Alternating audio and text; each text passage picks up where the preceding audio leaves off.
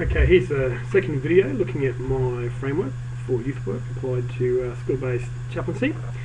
So what I want to have a look at here is the kind of theory level, the knowledge level of my framework, and just talk a bit about some of the theories or theoretical ideas that have been important for me, particularly related to some of the ideas we've talked about in the learning modules over the last 12 or 13 weeks.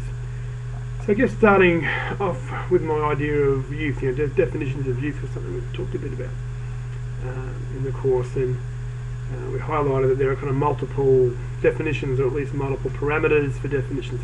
Some people define youth in terms of age brackets or development stages or biological things going on or cultural ceremonies. There's a whole lot of different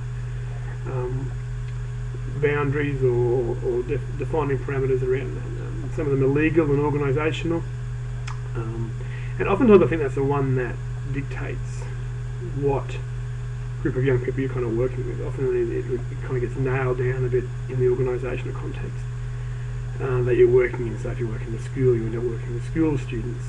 If you're working in a certain organisation has funding parameters, they may say it's 12 to 25, so that's what you work with. So if someone's 26, you can't work with them or whatever. So I think it's important to understand that people define youth in different ways, that there's no one definition.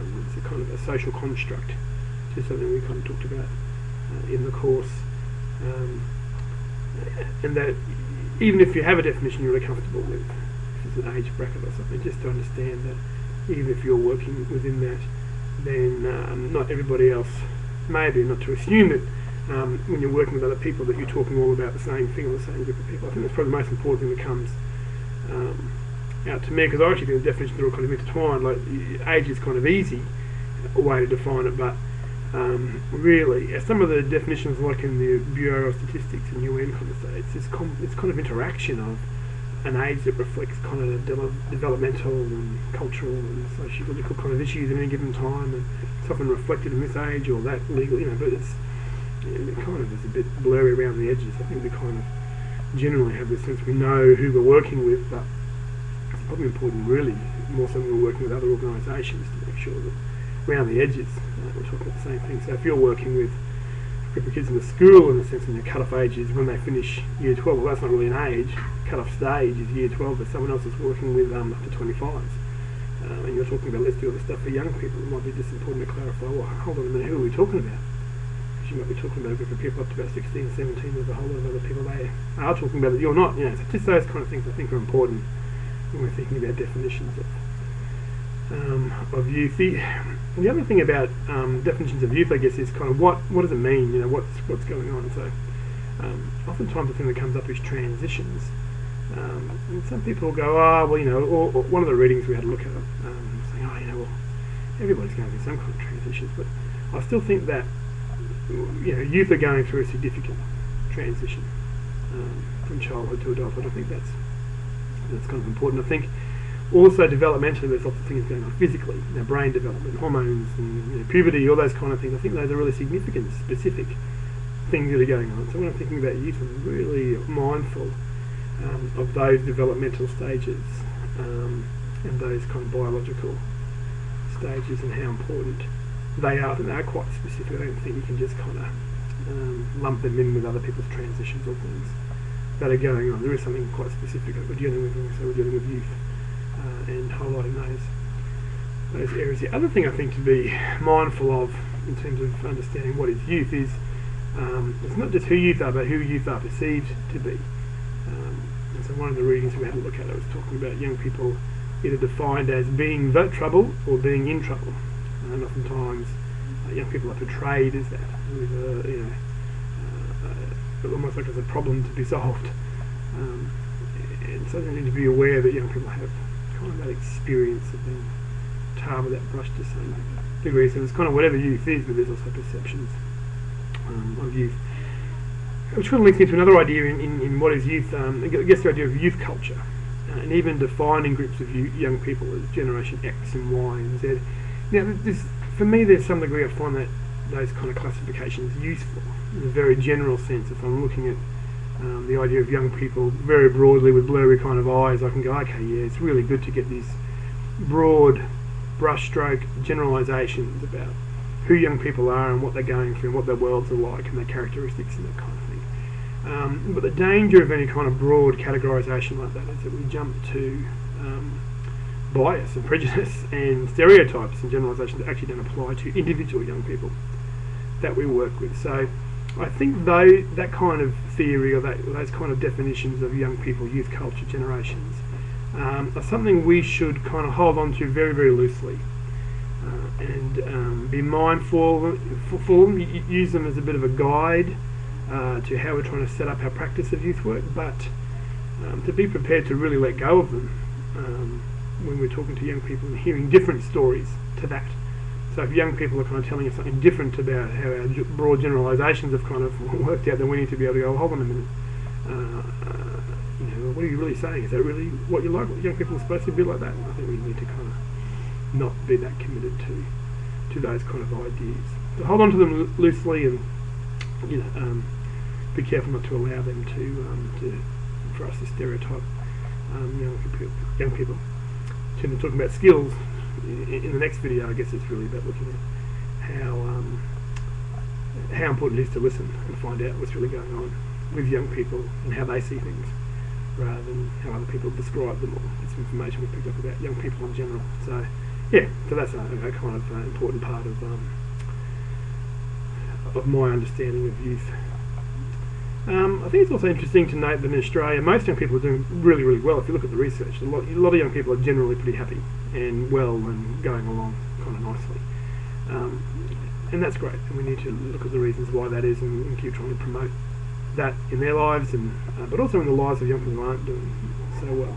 So in terms of understanding young people, I guess it's important not to see them as one big homogenous group, and to recognise that not all young people are doing well, not all young people experience life in the world the same way, and to be really open to the different groups of young people, different individual young people having different experiences of that.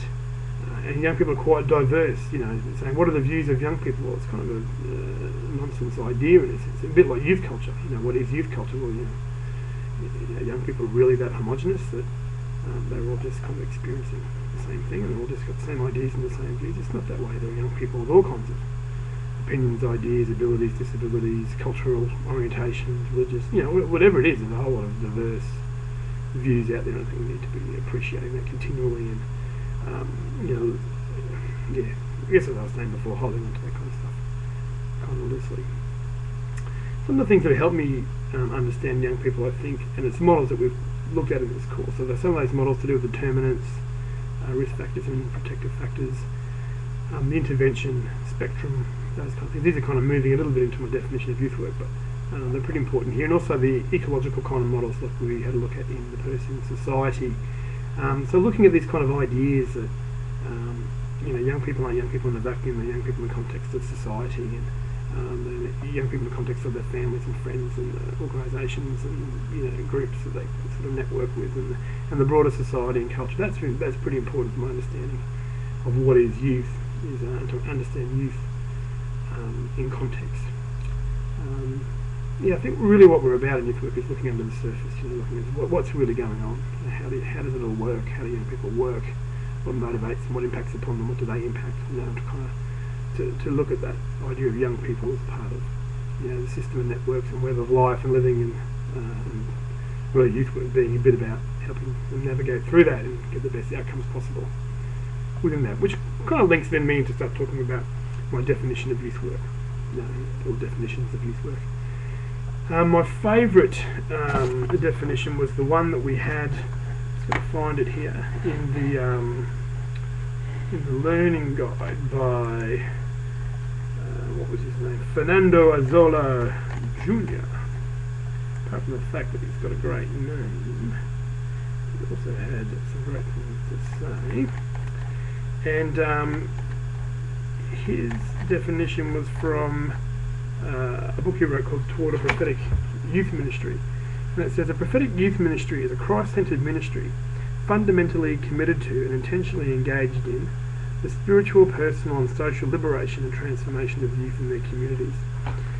And going back to some of my worldview stuff from the previous video, I really like this definition because it looked at the kind of personal aspects of the young person's world, so their personal transformation and liberation, but also the transformation and liberation of their communities, of the world that they inhabit and they live in, that impact upon them and they in turn impact. And so I like that, and I think that the kind of liberation and transformation that Christian people are hoping for young people in their lives is spiritual, personal and social, all those different areas of life. So as such, I definitely see youth work as being this thing that happens at all these different kind of systemic levels in society. I see it as being intrapersonal, what's going inside someone, interpersonal, the relationships young people have with others, particularly with their families and groups, so their peers and friends, but also the relationship they're having with the community, so with laws and policies and organisations and culture and media and all those kind of big kind of macro kind of systems as well. So again, that person society model thing has been an important aspect of that. In terms of values for youth work, again underpinned by my Christian worldview, I guess the values to do with the dignity of people and the worth of people. Christian side of that being that they're made in God's image. Holism again, the value that people are whole creatures and not just a soul to be saved, the whole people with a whole life that's being lived, and all of that is worthy and has worth. Justice, I think God's a God of justice, and I think that's a value that's deeply embedded in the Bible, and also the value of empowerment. That people have choices to make, and people should be empowered, given the resources and the power that they need to be able to make good choices, live good lives. And so I think there's some roles for the family, group and community to help create the kind of conditions where people are empowered to be able to really do well and live well in the world. So primary client values we looked at in the codes of ethics. Primary client, young person is a primary client, and ecology, so that's got person, society. Young person is not a young person just in a vacuum. That's an important value. Empowerment, as I said. Cooperation and collaboration has been a big thing for me. I've really recognised I can't do it all myself, and I've really worked hard to network well and refer well, and kind of get all that kind of stuff nailed in my own practice to get good outcomes for kids. And I certainly found very early on in my youth work career that I needed to look after myself and have boundaries, and so those kind of values have been important. To me, I had a kind of early burnout experience which was not pleasant, and unfortunately a lot of people with boundaries learn that way.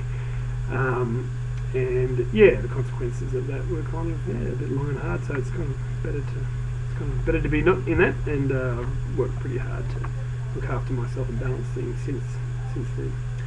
The final thing I just want to talk about in this little video is just those models that we had a quick look at, the models of treatment, reform, advocacy and empowerment. We won't go into a lot of detail about those.